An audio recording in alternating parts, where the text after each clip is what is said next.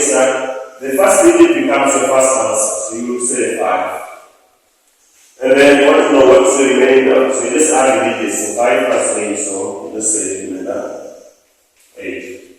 Answer, done. The same here. You have 72 divided by 9. What I will do here is I will write 7. And then I will add 7 plus 2.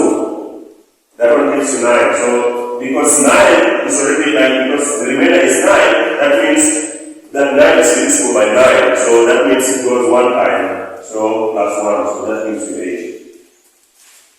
If you have 23, you want to divide it by 9. So the first digit here gives you the clue. So you have 2, you write 2. And then the remainder is just like the addition of 2 digits, 2 plus 3. So you have remainder 2 plus 3, remainder 5. So that's your answer. Now, that is for numbers below 100. For numbers higher than 100, it becomes even easier.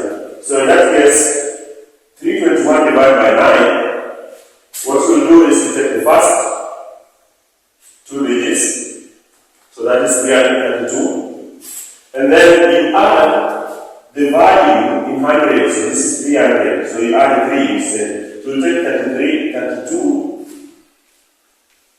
plus 300, because it's in hundreds, is 3, so that one will give you 35. Remember this then, addition, you add the values, you have 3, this is 3 plus 2, 5 plus 1, so it gives you remainder is 6. So the thing is, with this calculation, you don't even have to take a pen to do this kind of calculation. When you see this kind of calculation in your paper, the best thing is to go to the answer direct and pick your answer. Especially in primary school, if it's ABCD, then you just go and pick ABCD and instead of doing anything. Because if I look at this one, I will see immediately that I have 5 and 8. Here I will see it goes directly. I will see it's a complete. Here I will see that it's 32, remainder 5. Here I will see that it's 35, remainder 6. So and that's why you need this kind of mental mathematics. It helps you when doing your calculation.